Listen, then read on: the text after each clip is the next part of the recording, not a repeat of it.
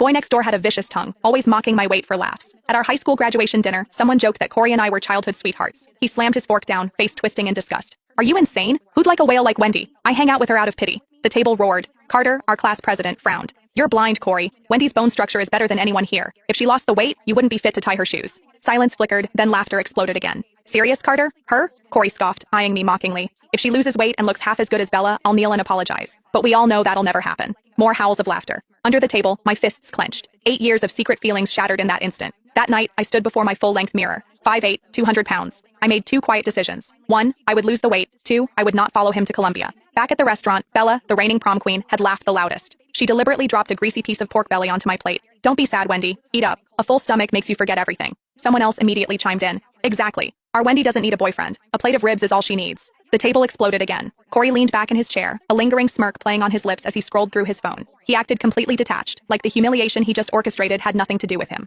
Carter shot him a dark look but chose not to start a fight. Meanwhile, Bella leaned over and whispered something directly into Corey's ear. Corey let out a low, husky chuckle. It wasn't loud, but in the chaotic room, I heard it perfectly. I set my chopsticks down on the ceramic rest. I'm heading out. Bella instantly plastered on a mask of fake concern. Wendy, please don't be mad. We were honestly just joking around. I ignored her completely. I grabbed my purse and walked toward the exit. As I passed Corey's chair, he didn't even bother to look up. He was too busy texting Bella. I stopped right beside him. Corey? He finally lifted his head, his eyes laced with heavy impatience. What? Every single word you said today. My voice was eerily quiet. One day, you are going to regret them. He raised an eyebrow, letting out a dismissive scoff. Me? Regret? I guarantee you I will never. I didn't stick around to hear the rest. I pushed the heavy restaurant doors open and walked out into the night. The street was suffocatingly quiet. My hands were shaking violently, but I refused to let a single tear fall. It wasn't that I didn't feel the pain. It was because it hurt so deeply that crying felt completely useless. My best friend Gemma chased after me, grabbing my wrist tightly. Wendy, I swear to God I will go back in there right now and dump a drink on his... Gemma. I cut her off, my voice raw and scraped hollow. Just walk with me. The amber streetlights stretched our shadows out across the pavement. We walked for a long time before I finally spoke again.